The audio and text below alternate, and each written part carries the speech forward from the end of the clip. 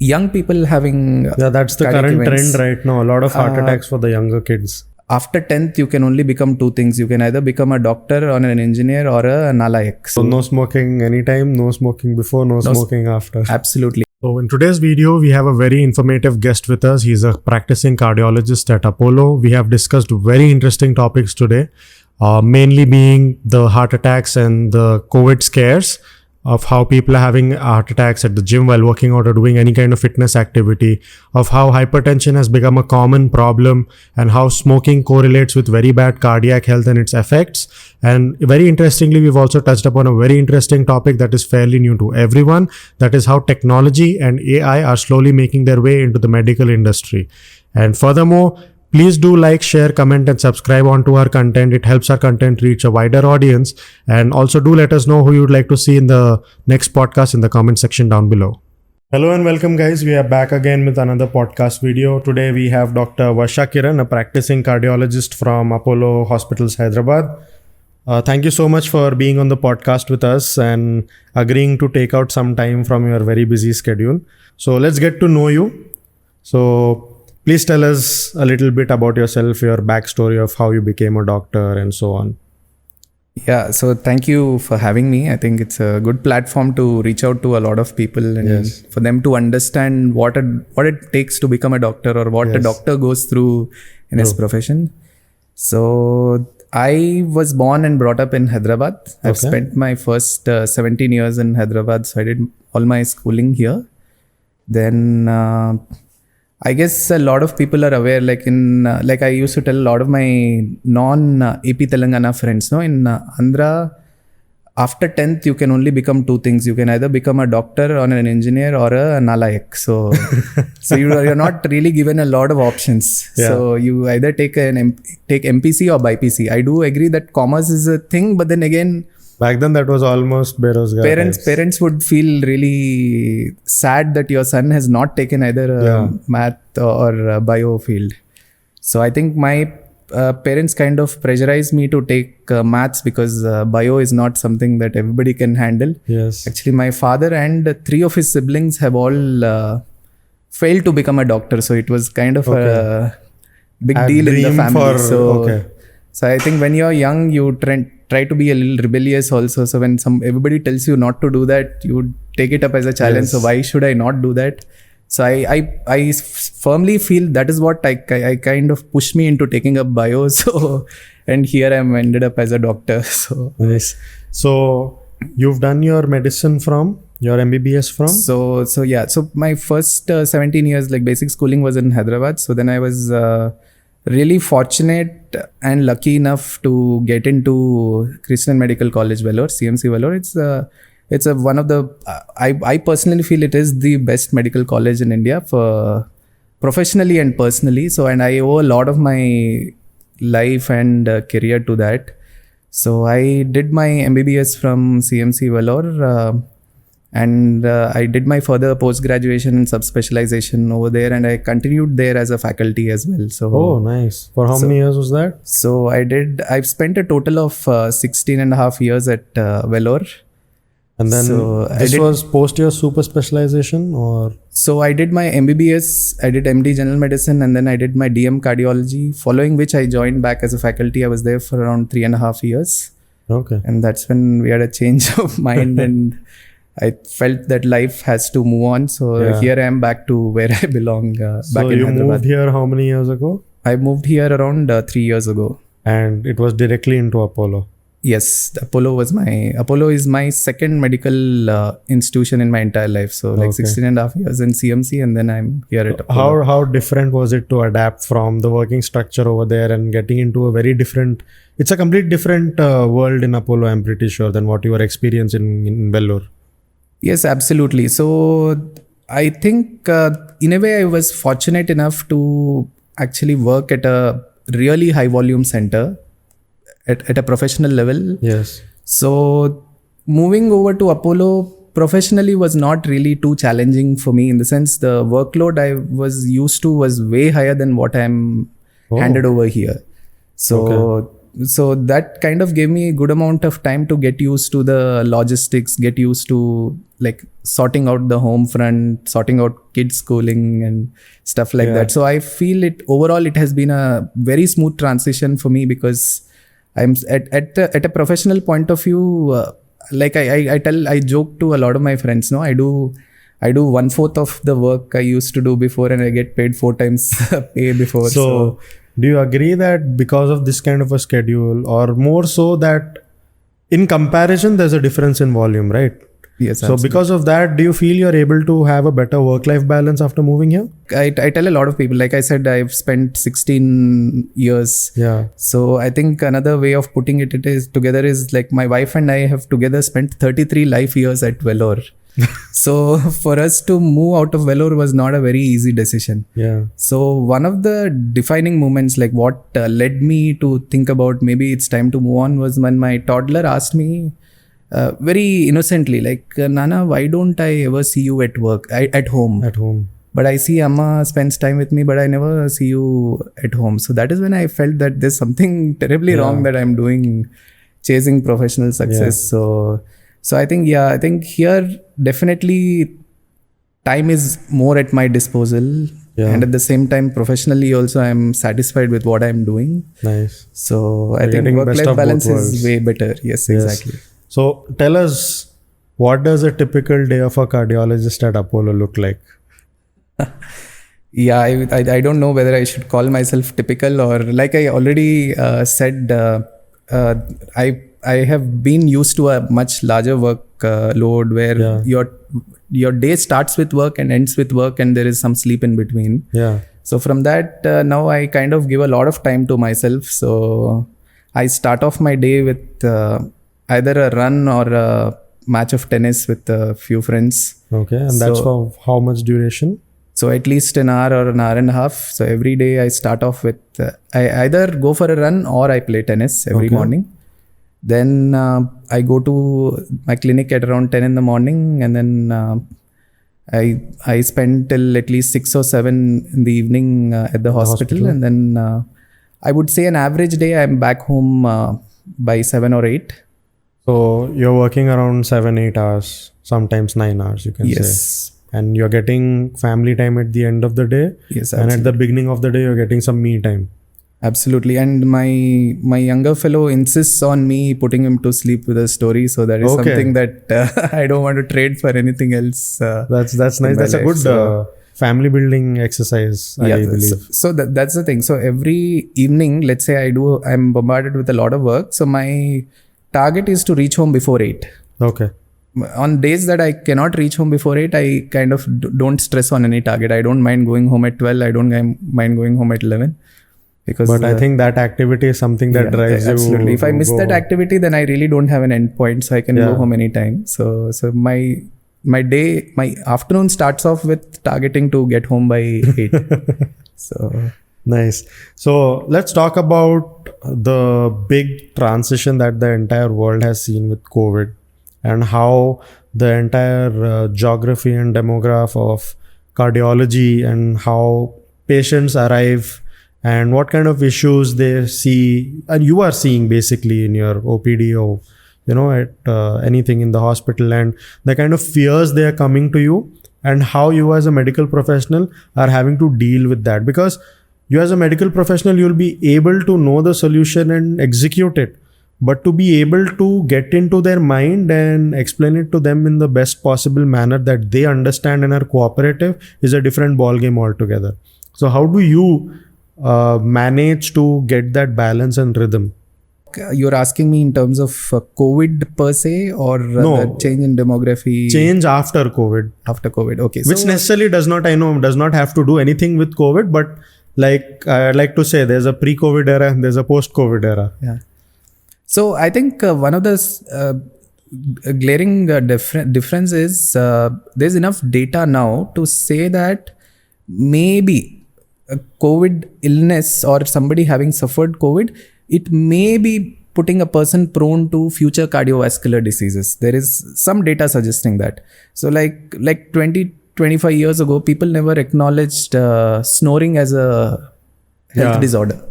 People just thought it was a natural thing. But then now there is enough data to say that obstructive sleep apnea, that's the technical term, is as risky as, let's say, diabetes or hypertension in causing cardiovascular diseases. Okay.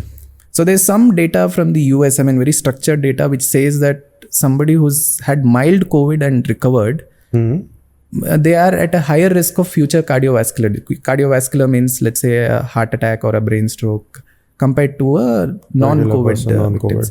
But then you must understand that the denominator of COVID patients, like almost everybody in my close circle, 90% of them probably had COVID. So now to generalize and say just because you had COVID, you are at high risk for cardiovascular disease is a wrong thing to say.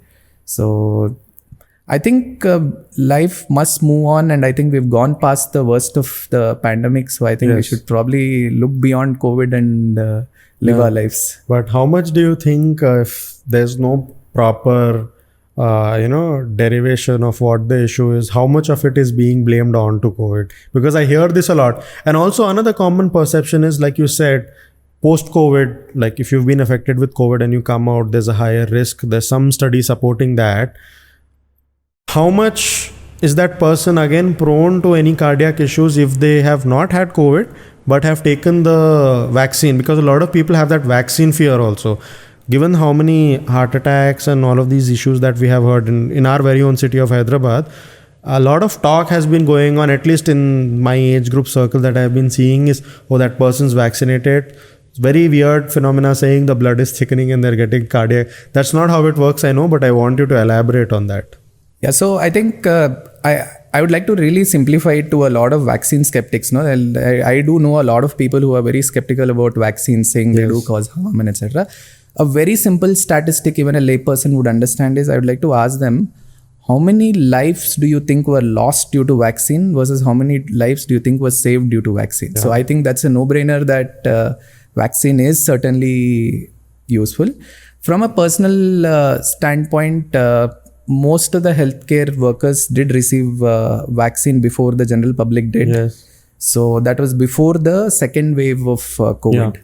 So I can personally relate to the additional confidence we have had while handling COVID patients after we were all vaccinated. And I think it will be wrong of me to say, just in my experience, I didn't see a lot of people suffer post-vaccination. I mean, people did suffer despite vaccination, but you must see the proportion was much smaller. Because I could relate to the first wave of COVID where the entire world was unaware of what headless to do. Chickens running away. Everybody was just trying whatever possible from every modes of treatment. So the confidence that, being a cardiologist, the cardiac emergencies would never wait. So we had to deal with patients, and most of our emergencies are such that we use a metric called door to balloon time. So from the time patient arrives the hospital door to the time his angioplasty is done, the metric is around 90 minutes. And I think Apollo Hospital is one of the better performing places in the world, in the sense we have 90 minutes, all the prep, everything is done and the patient's on the table. If not on table, patient's angioplasty is done. So from the time of arrival to the emergency medicine. So we have a system where the minute somebody comes with a heart attack, there's an ACS code that is declared and then the timer starts. At every level, people have to, even at a nursing level, they have to justify if there's more than a 10-minute delay to reach cath lab. So as a doctor, I must justify if there was more than 90-minute delay in the entire process. So we do consistently achieve a door to balloon time in the range of 70 to 75 minutes, which is better than a world average, or rather world recommendation. So imagine sticking to this during the COVID pandemic. It was not very practical or possible. So, but then we still had to do emergencies. So the fear that we had during the first wave of COVID, which wasn't too bad in retrospect, versus the second wave of COVID was way different. I attribute it entirely to the fact that we were vaccinated, and it at least gave us some sense of confidence. Exactly. So we dealt with a lot more patients in the second wave of COVID. But then back of my mind, we were like, okay, we are vaccinated. There is a chance we may not get a severe illness. But touch wood, thankfully, no fatalities or no untoward issues happened, at least among the medical fraternity in the second wave.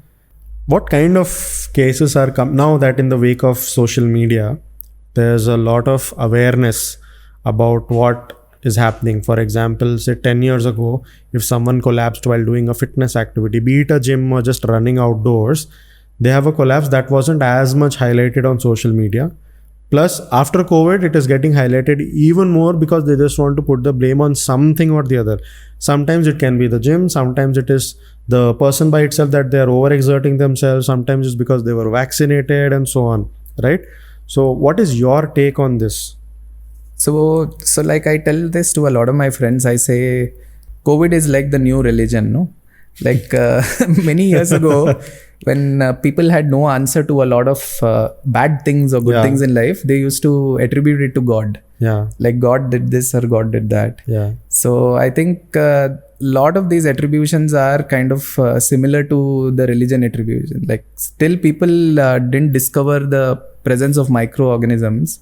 They thought all diseases are because of some bad air or God's bad doing. omen, something. So, but then when they discovered that, they kind of realized, okay, wait, I think these are these germs which are causing. So that was the concept of something called germ theory. They said this germ is there, it causes this disease. Then subsequently, people found some diseases which were not consistent with germ theory, like take heart attack or a brain stroke. There were no correlation with some microbes causing it. Yeah. So that again got people stumped. Like this is contrary to our common belief that it's not a germ induced. Then people understood that there are certain diseases called communicable diseases that are germs, and there are certain non-communicable diseases like diabetes, hypertension, and etc.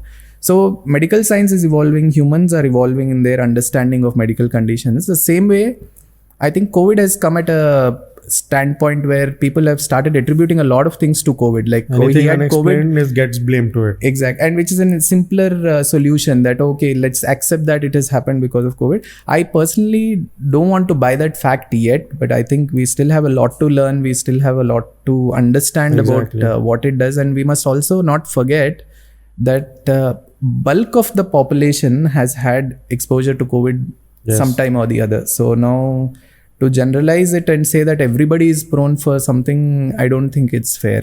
Now coming back to young people having that's the current trend right now. A lot of heart attacks for the younger kids. I've been in cardiology for around a decade, around 10 years now. So I must say that I have been seeing young people who've had heart attacks before also. I very clearly remember around 15 years ago when I was still in general medicine, our cardiology department made a presentation of a 25 or a 30-year-old person who had come with a heart attack. So the message that they were planning to drive was, when a young person comes with chest pain, classic teaching would ridicule you for even considering a cardiac origin. Like these conventional old timers would say, think of everything else and then in terms of likelihood.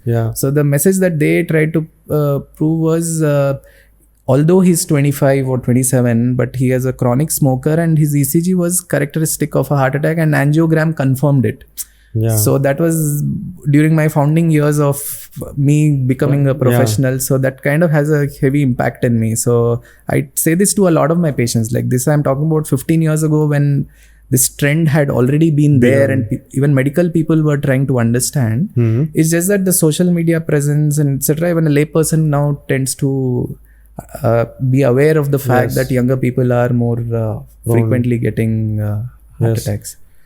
So what do you think is the reason behind so many heart attacks, especially with a lot of actors? There's a comedian that passed away last year while working out at the gym.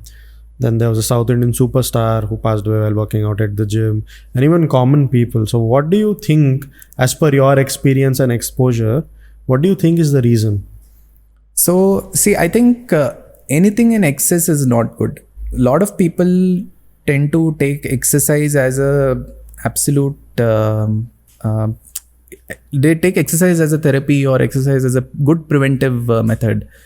Without realizing that you don't get a dose dependent response. In a sense, you do, let's say, X amount of exercise, you get Y amount of health there's no benefit. Definitive you quantity. Do 10x of exercise, you don't get 10 into Y times of benefit. That is what people fail to understand.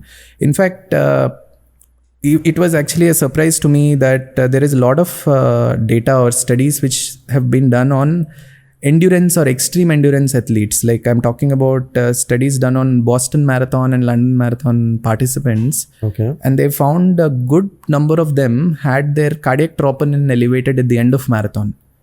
And people have done other studies to actually say that after an endurance performance, the heart performance transiently reduces. Okay. So this pertains just to running, or it can be endurance of any kind? The studies that I am aware of were done on running athletes, but they were essentially generalizing it to any endurance. Like it could activity. Be like a triathlon who does a long swim, or like a cyclist who does a long cycle. Any aerobic activity, I would say. So just to say that the heart goes through so much stress for that amount of time.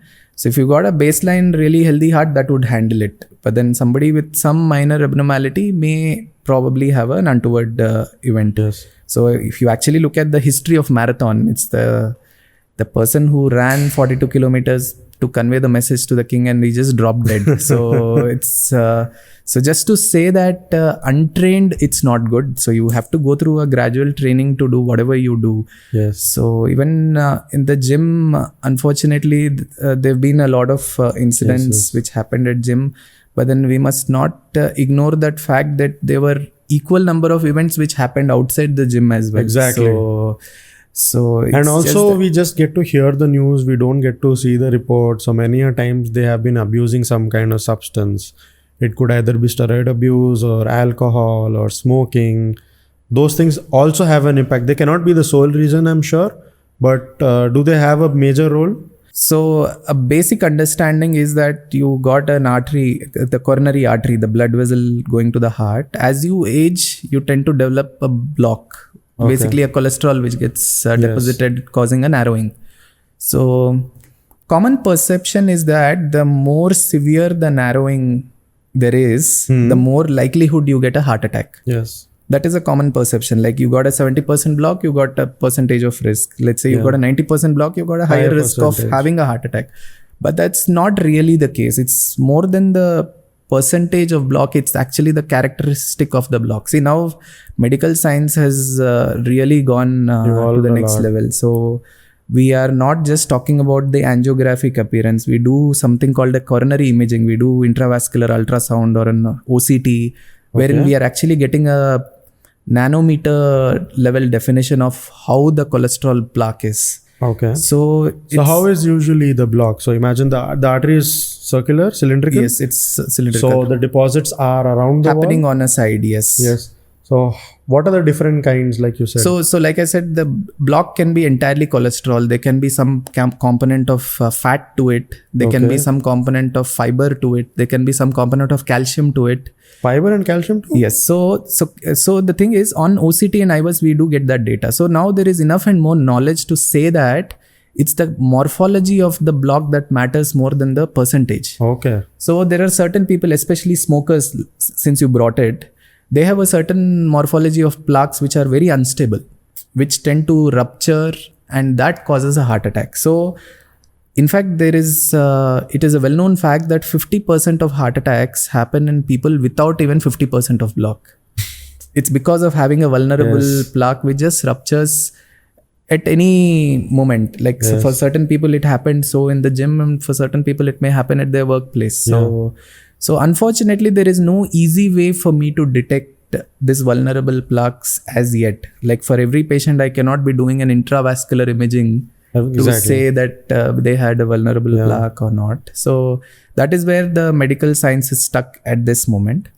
But then again, I would say some basic health screening like an ECG echo and a treadmill would be able to filter out a good number of them, at least 2/3 or more, like 70-80% of such patients should be caught at the level of ECG echo and a treadmill. And how vigilant and often, or in general, when should a person get the screening done?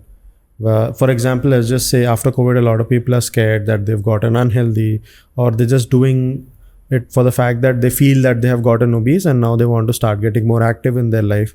So I'm assuming that is one time that I would suggest them to get that screening done before they start any kind of activity.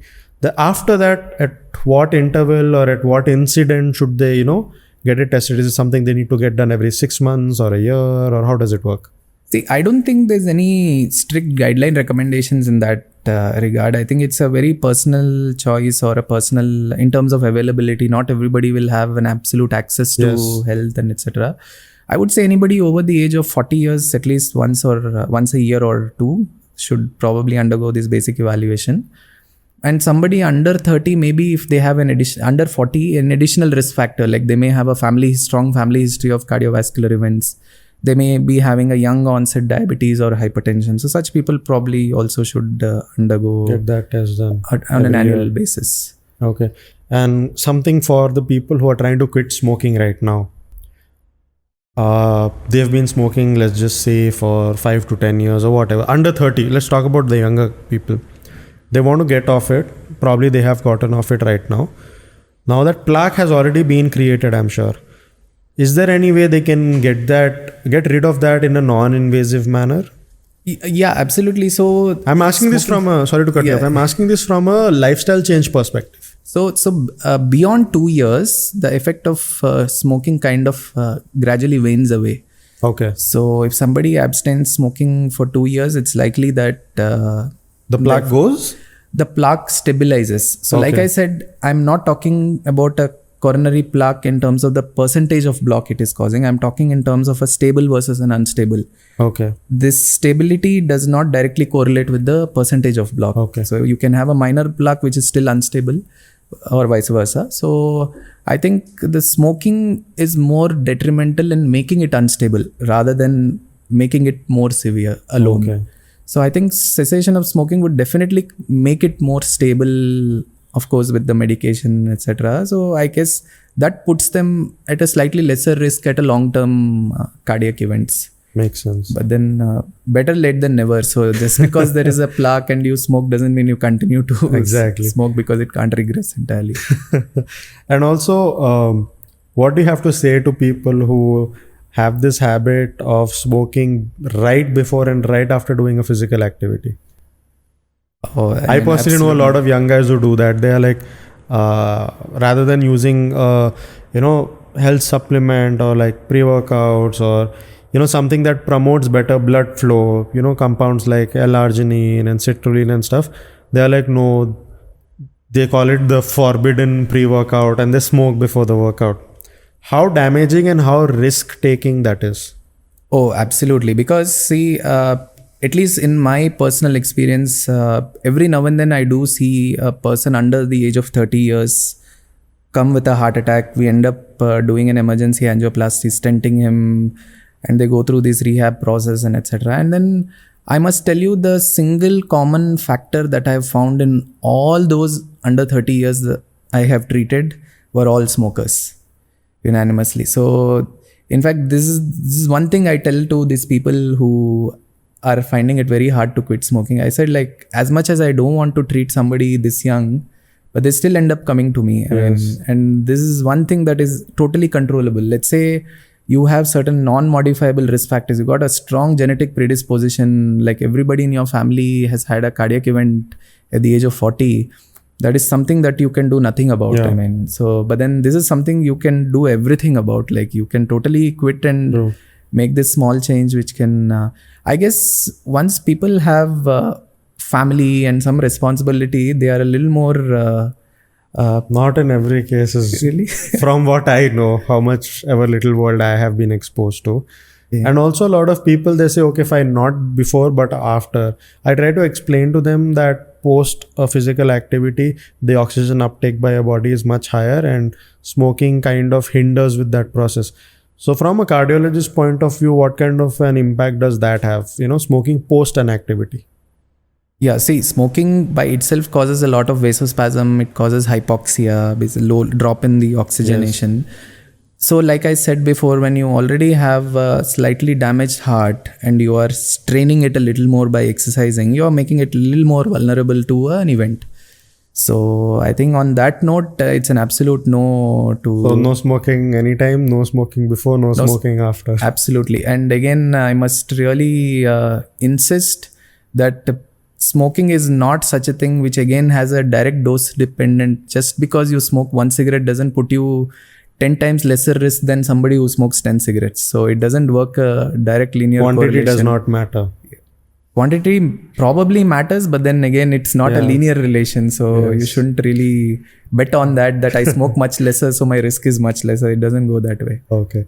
So we've spoken about the smoking issue and the plaques that it has and all.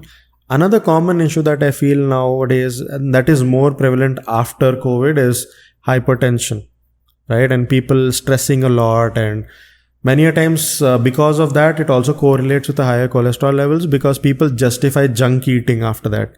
I'm feeling hypertensive, I feel a lot of stress, I'm going to eat whatever I feel like, impulsive eating, right?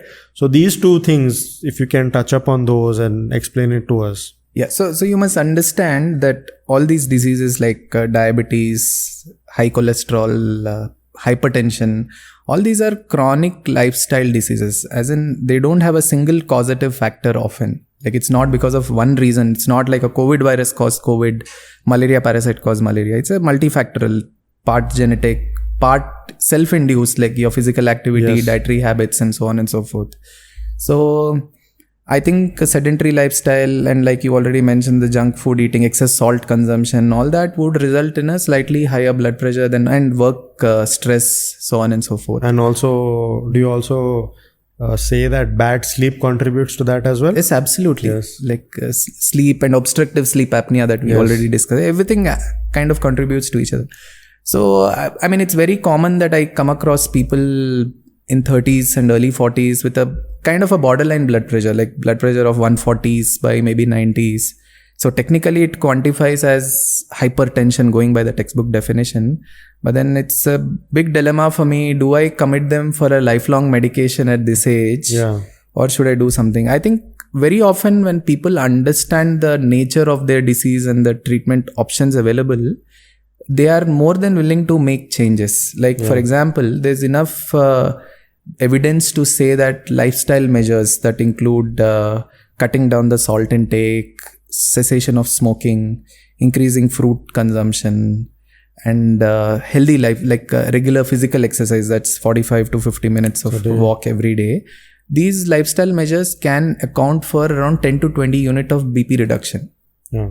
So when somebody comes with this borderline blood pressure, you explain to them very clearly, like you do all this and there's a good chance that your BP may fall by 20 units. And by doing that, you can probably avoid starting a medication. And once we start, there's no guarantee that you take it for 3 months or 6 months. You will have to take it as long as your BP is over this range. So is there a kind of dependency that is built up on it? I don't think it's dependency. It's more of a physiology. If your body's got a blood pressure more than, let's say, 130 by 80, you got to bring it down one way or the other. No, what I'm trying to ask is, let's just say you feel like you need to put someone on medication along with lifestyle changes, right? Now, once they are on the medication, do you feel they can come off it, or is there a dependency that's built on the medication? No, I do have some patients who've been on medication, but then we switched over to lifestyle advices, and we could slowly taper them off the medication and follow them up like that. But then you must also understand one of the major contributors to blood pressure is the age itself. Yeah. So as one gets older, the natural tendency for the blood pressure is to raise. Yeah. So I wouldn't call it dependency, but I would rather say it is an age-related factor because of which they may require medicines lifelong. Okay. So that is where I think educating the younger generation makes a difference. Yes. So somebody comes with borderline blood pressure in 30s, I would really insist that you do all this. You may avoid taking medicines, at least for the time being. Yes. Most of them would want to try that out. So I tell to a lot of my patients that as a principle, I never start somebody on BP medication in the first visit. The least I would want is come back in 3 to 5 days time with home BP readings. And often we realize that people have a higher blood pressure when they visit a doctor, something we call a white coat hypertension. So I have this other phenomena. When I was a kid and I'd have fever, and the moment my parents decide to take me to the hospital, and I'd have this fear of getting injections, my fever would just go away. I'd be like pale, cold by the time I reached the hospital. So I've noticed this very commonly that when somebody comes to the hospital, they're very anxious and the BP tends to be much higher. So that's why the best thing to do is nowadays everybody has access to a blood pressure cuff back at home. Yeah. So I just insist on them checking the BP at home and come back with the home readings, because that's what your regular life is, Yes. not when you visit me. Yeah. So it makes no sense in me treating you an artificially elevated blood pressure, which isn't there once you get back to your daily life. So we've spoken about all these interesting things. One point that I wanted to bring up is, how does one figure out that they are nearing in on a cardiac event? Let's just say I'm working out, and now a lot of people have this fear that, my heart rate's too high, I might get. So barring all of those mental blockages, what do you think are the early signs that you're developing a cardiac issue or you're on the way to get there?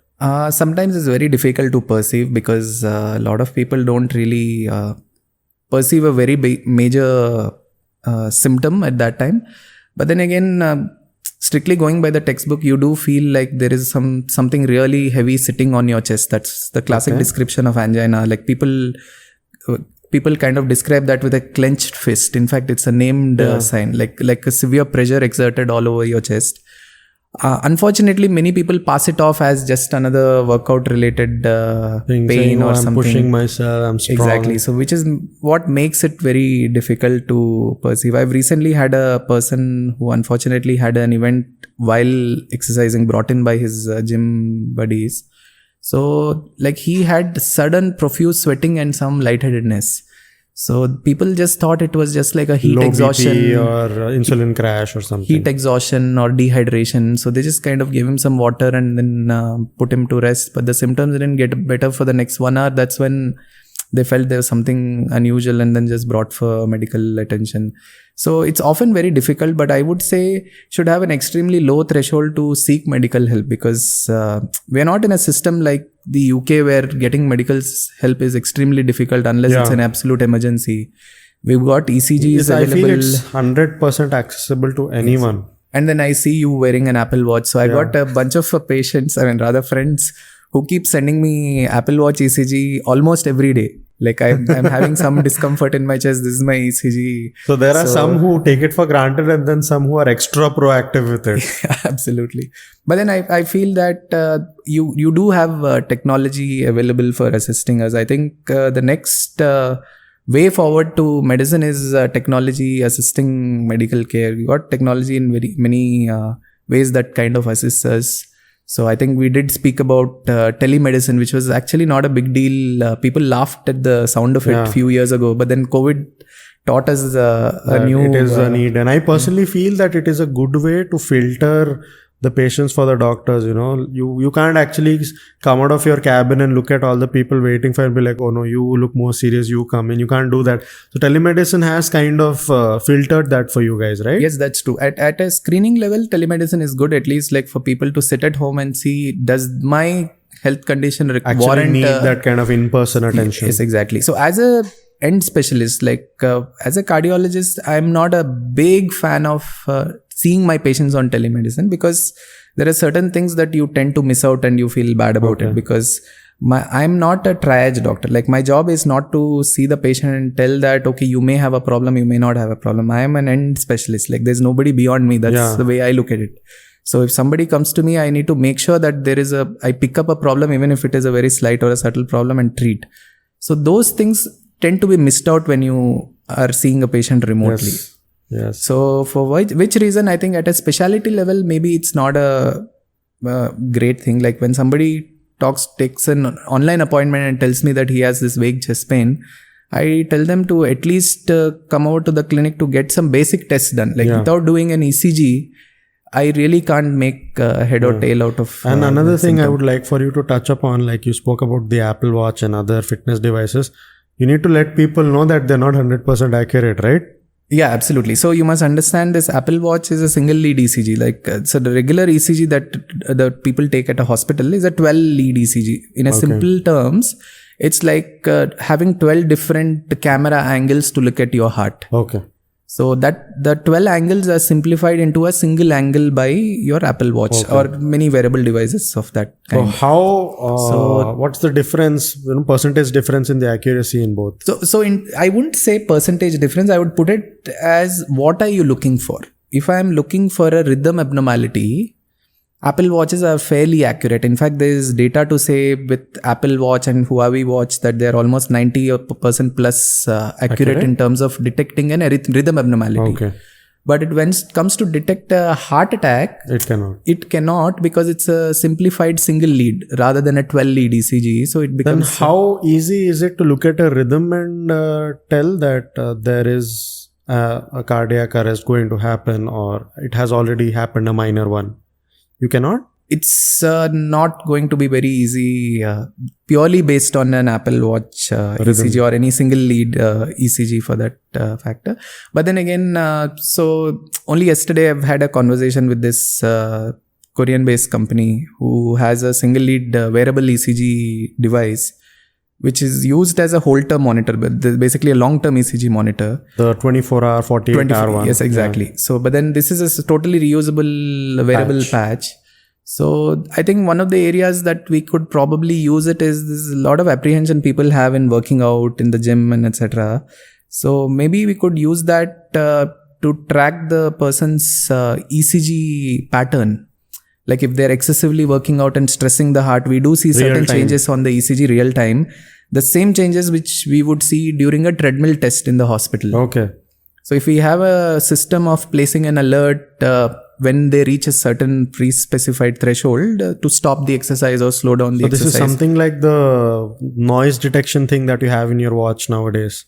If you are in an area where there's high noise, the Apple Watch gives you a notification saying you are exposed to higher noise, you need to move out of here. Oh, so you're talking something like that. Yeah, so we are hopefully going to start a pilot with this team very soon. So essentially trying to see how much it can aid in people's workouts and how much confidence it can probably give. If it is accurate enough, then I think this is going to be a savior for a lot of people and, a lot of bad incidents from happening. Exactly. I think at least it'll take away the apprehension from people's thoughts. Yes. In working out and so on and so forth. So also the next big thing from my standpoint and knowledge is cardiac rehabilitation, especially after COVID, right? So tell us about that and how you feel that is going to shape up in our Indian market. So I think cardiac rehabilitation is one of the neglected branches of cardiology. Okay. There's no heroism in it, in the sense that, I did a angioplasty or I did this surgery, I cleared all the blocks. Sounds fantastic because you see the result in a flash. Yeah. Like I mentioned before, the door to balloon time. So the patient comes and within 75 minutes, procedure is done and his arteries are as good as new. Yes. But unfortunately, rehab is something that's much longer process and the results are also seen much slower, which is why I feel it's a very neglected branch of cardiology. But then I think slowly people are kind of understanding the importance and hospitals are also understanding the importance and kind of having their structured rehab programs. So we at Apollo did have a rehab program running wherein we had a bunch of patients who have all had cardiac events like heart attacks and undergone an angioplasty. We've had a structured, monitored, supervised exercise program for them over 6 to 12 weeks. By the end of it, people have been capable of running 5 to 10 kilometers regularly. That much? In fact, I've had one patient who's a very senior editor in media house who was literally brought dead to the hospital. So he received a total of 45 minutes of CPR. Although textbooks say that 20 minutes of CPR and then you kind of throw in the towel. So he had required CPR at different times. So he was actually brought in pulseless. We gave CPR only when the rhythm has reverted. We shifted him to cath lab. We found 2 blocks. We put 2 stents. Finally, 1 week on ventilator, almost 14 days in the hospital, he got discharged. He would constantly come back severely fatigued and uneasy and all that. It's only after 3 to 4 months we even had the courage to enroll him in the rehab protocol. So by the end of rehab, he did the Airtel Hyderabad marathon last year. He did a 10K run and that's when his wife came and told me although you sent him home after the angioplasty, he was never like a full person. Yeah, almost a vegetable. So he was scared of doing everything. He was scared of like going for a bath. He was scared of heading out to buy vegetables. He's just taken voluntary retirement from his work. But then it's only after the rehab that he's like living his full life. In fact, he's quit his job and started his own YouTube channel. Is what I understand. That's so nice. In fact, I'm working with IIT Hyderabad in one device to track heart failure patients. So in heart failure, one of the common problems is recurrent fluid accumulation and re-hospitalization. So we do have a pilot phase as of now. It's not commercially available. Okay. So we do have this thing that we're working on to track the body water content externally. So that it can predate onset of clinical symptoms. So before the patient actually develops a worsening of his symptoms, the device could probably tell us that, okay, it's time to visit your doctor because we do see certain abnormality in your water content. So I think this is going to be a big game changer. So I think the future of medical care is going to be tech-based. So like I tell a lot of my people, in my practice, the number of Holters that I order, Holter is the long-term ECG monitors, have dropped by 50% because everybody wears a smartwatch. So I tell people that you just wear it all the time and just come back to me with the heart rate readings. So how many, do you wear one? Yeah, I do use a Garmin smartwatch. How many of your patients are your friends on that tracking app? Tracking of what? The activity. So I'm a loner. I do my runs individually. So I feel that also has a negative impact. So a lot of the whole idea of linking your app, like adding friends on that workout tracking app, is to basically look at each other's progress and motivate, right? But what I have personally seen is a lot of people are overdoing things just to put more numbers. Yes. And that is putting them at a greater risk. Yes, absolutely. No, I think for me, workout and running, whatever it is recreational. So I don't really time clears your mind and a lot of that stuff. And I do listen to a lot of music while running. Okay. So when you do it in a group, you can't do that. Exactly. So, and then again, my timings are unpredictable. So I do it when I find time. Yes. So for that reason, it's just been impractical for me to do it in a group. Yeah. So anyway, coming back to the technology assisted treatment, I think I personally feel that is going to be the future. And that is, I think the buzzword which everybody wants to hear is AI ML, which pops up in every tech-based talk. So I think there's a lot of work going on. I'm actually very happy to be involved with a lot of such work. AI related? Through Apollo and independently. And I think there's a huge scope in future. And there's tech-based work going on at various levels. Like there's a company which is looking at tech-based assessment of our angiogram. Do you think at this rate doctors are going to run out of jobs? No, absolutely not. Absolutely not. So in fact, one of the tech seminars, there was a statement made that this was way back in 2015, and there was a statement made that in a couple of years, the existence of radiologists would be redundant. That's what the statement. Exactly. So, but then you have seen that is nowhere close. So I think some people say medicine is art and medicine is science. Yeah. So because there's a lot of art to it, it's all about you to correlate the symptoms to the person and then see whether this is relevant or not. See, nobody comes to me and says that I have angina. Yeah. People just come and tell me that I have chest pain. It's the headache is mine to kind of figure out whether this is actually heart related or not. Yeah. Because for me, when a 20-year-old person says that it's a chest pain, my attention is different from a 60-year-old person telling me there's a chest pain. True. So I think that is where there is still a human or a personal interpretation really makes a difference. And also a lot of people don't understand this, that medical textbooks don't have a step-by-step process like you get on the back of a Maggie pack. You don't get a step-by-step procedure on how to operate a patient, and not everyone has the same symptoms. Right? Yeah, so no matter how much you learn from those books, at the end of the day, the execution of every procedure that you people do is very different, right? Yeah. So I think a good analogy of that, how the textbook do not account for certain factors, is Like we come across people with multiple heart blocks. Yeah. Conventionally, going by the textbook, they need to go for a bypass surgery. There's no other option.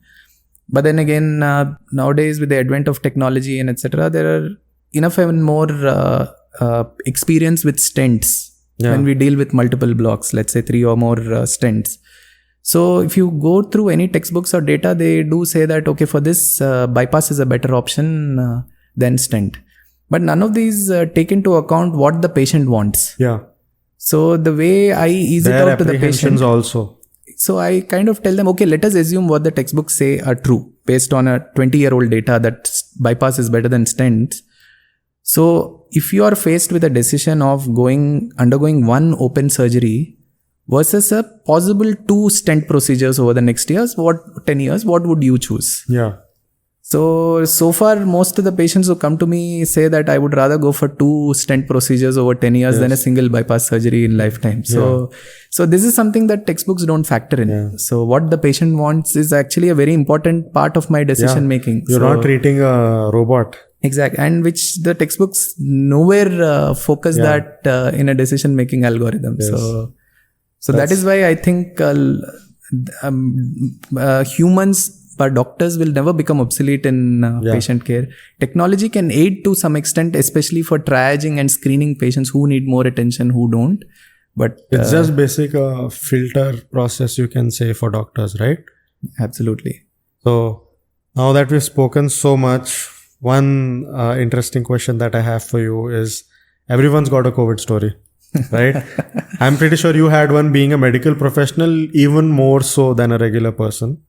So can you just take us through that journey of yours? So I mean, I think you were very right in saying everybody has a COVID story. So there was this time in my life, like during the second wave of COVID, I've had like around 7-8 people in my close circle, including my parents, my close relative, a cousin. Everybody was down with COVID. So my days would start with making like 5-6 phone calls to each of them. Like, how is your heart rate today? How is your saturation today? Do you have any symptoms? So I was literally doing a phone triage for like 7-8 of them. This lasted for almost a month or month and a half for me. So that was during the second wave of COVID. That was very stressful. But as a doctor, so we always wondered, like when a patient with a diagnosed COVID comes to you for treatment, but the doctor is not COVID positive. So he expects the doctor to treat you irrespective of his COVID status, and knowing fully that there is a risk involved in doctor contracting COVID from you. But that's an expectation a patient has. What if the roles were reversed? What if the doctor is COVID positive, but the patient is not COVID positive? Would he still be willing to take treatment from the doctor? That's something that one needs to think about. So that is my interesting COVID anecdote. So there's this time when my entire family was down with COVID. Thankfully, none of us had severe illness. We were all mild illness. We were just at home isolation. Manageable. So then I got a call from this acquaintance of mine who's a doctor himself. His family member had come with a heart attack on a Sunday night at 1 a.m. Okay. Where there aren't too many people available. And he sends me the ECG and says, this is the ECG. It shows a heart attack. And like I said, the door to balloon time patient needs to be wheeled into the cath lab. And then I told him, look, my entire family is down with COVID. I have fever. I mean, right now, I just took paracetamol. I'm okay. But then there's a high risk I'm on isolation for COVID. But then it's 1 a.m. So I don't know who I can get to treat you. If it is okay with you, I'm going to take my due precautions and I'm going to come do the procedure and somebody else will take care. Without even flinching, he said, yes, please come over. You just do what you need to do. So I was COVID positive. Then I just, and I live in a housing community where COVID positive people need to notify the entire society that I'm even using the lift. Yeah. So I had to go through all that pain. I went to the hospital. By the time I reached hospital in the next 15 minutes, the patient was in the cath lab. So I directly did the angioplasty, kind of spoke to them, maintaining my distance, and I came back home and I didn't wake up for the next 2-3 days. I was really down with fever and body aches. And then the patient went back home happily. I've been in touch with them so regularly now. So I think that was a very interesting story, both for the patient and for you. Exactly. So this is something that nobody really thought of, right? Like, what if the doctor was COVID positive and patient is not? What would be their acceptance? Yes. So it was really fun having this discussion with you. I personally got to learn a lot. I'm sure our viewers will find this very informative. One small question that I ask everyone who comes on to my podcast is, what is that one thing or one experience or one feeling, it could be anything, that you are going to take away from this session that we had today? I mean, I think I kind of try to understand different people's perspective. Like, for instance, I think I'm glad that I could communicate to you the certain myths about working out and exercise and etc. Like, different people have different apprehensions. Like, some people may have more focused worries about COVID alone.